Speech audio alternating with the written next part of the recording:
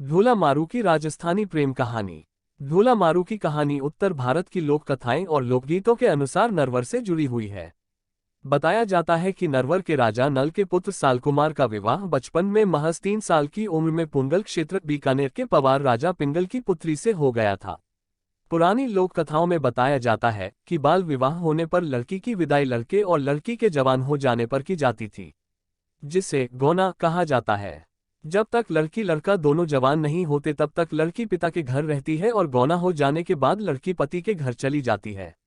इन्हीं रस्मों रिवाज के चलते राजा नल के पुत्र सालकुमार का बाल विवाह होने के कारण गौना नहीं हुआ और राजा पिंगल की पुत्री गौना होने तक पिता के घर पर बड़ी होने लगी। लेकिन जैसे जैसे सालकुमार बड़े हुए धीरे धीरे बाल विवाह और पहली रानी को भूल गए। इसी दौरान सालकुमार ने दूसरी शादी कर ली और नरवर में सुखमय जीवन व्यतीत करने लगे।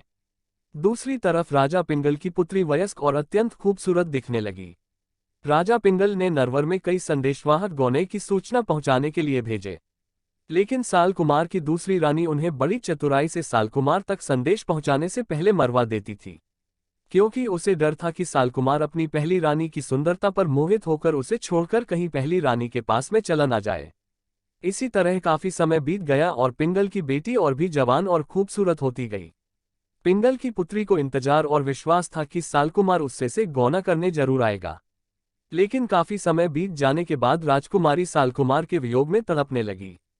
पुत्री की यह हालत देख राजा पिंगली ने सालकुमार तक संदेश पहुंचाने की कई प्रयत्न किए, लेकिन हर बार रानी संदेशवाहकों को मरवा डालती। राजा पिंगल को कुछ गलत होने का आभास हो गया। तब उन्होंने एक चतुर ढोली को नरवर भेजने का फैसला किया, जो गाकर सालकुमार तक बड़ी चतुराई से संदेश पहुंचा सके। संदेश को गुप्त तरीके से पहुंचाने के लिए पिंगल की पुत्री ने ढोली को मारू राग में कुछ दोहे बना कर दिए, जिसके माध्यम से वह गाकर सालकुमार को पुरानी यादें याद दिला सके और सालकुमार को बता सके कि किस प्रकार पहली रानी उनकी याद में तड़प रही है। ढोली ने नरवर को रवाना होती समय राजकुमारी को वचन दिया कि वह सालकुमार तक संदेश पहुंचाकर ही वापस आएगी।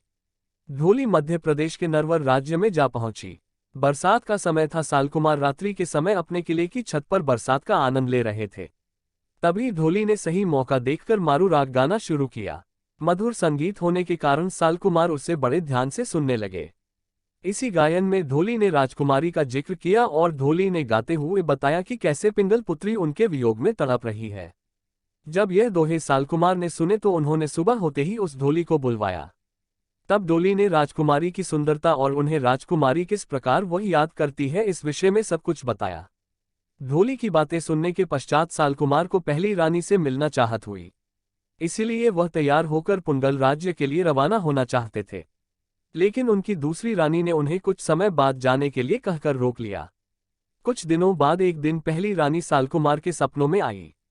तब सालकुमार से रहा न गया और वह पुंगल की राजकुमारी से मिलने पुंगल राज्य में जा पहुंचे। जब राजकुमारी ने अपने प्रियतम सालकुमार को देखा तो वह खुशी से झूम उठी और दोनों पुंगल के महलों में एक दूसरे के प्यार में खो गए। कुछ दिनों पुंगल में रहने के बाद सालकुमार ने अपनी पहली रानी के साथ नरवर के लिए प्रस्थान किया। पुरानी कहानियों में बताया जाता है कि जब सालकुमार और पहली रानी रेगिस्तान के रास्ते से होते हुए नरवर वापस आ रहे थे, तब उन्हें उमरा सुमरा नामक रेगिस्तान का मशहूर ठग मिला, जो रानी को बंधक बनाना चाहता था। लेकिन रानी भी राजस्थान की बेटी थी, वह इन सब घटनाओं से भली भांति परिचित थी। जब रानी को उमरा सुमरा पर संदेह हुआ तो उन्होंने सालकुमार को आगाह किया। सालकुमार को खतरा महसूस होने पर रानी और सालकुमार ऊंट पर बैठकर वहां से भाग निकले। उमरा सुमरा ने उनका पीछा करने का काफी प्रयत्न किया, लेकिन वह उनके हाथ न लगे। उमरा सुमरा नामक ठग वहीं पर हाथ मलते रह गया। जब सालकुमार और रानी नरवर पहुंचे तो दोनों का भव्य स्वागत किया गया और दोनों खुशी खुशी नरवर में रहने लगे। इस प्रेम कहानी को राजस्थान और उत्तर भारत में काफी प्रसिद्ध प्रेम कहानियों में से एक माना जाता है। इस ढोला मारू की प्रेम कहानी का जिक्र आपको राजस्थान के लोकगीतों में साफ साफ देखने को मिल जाएगा।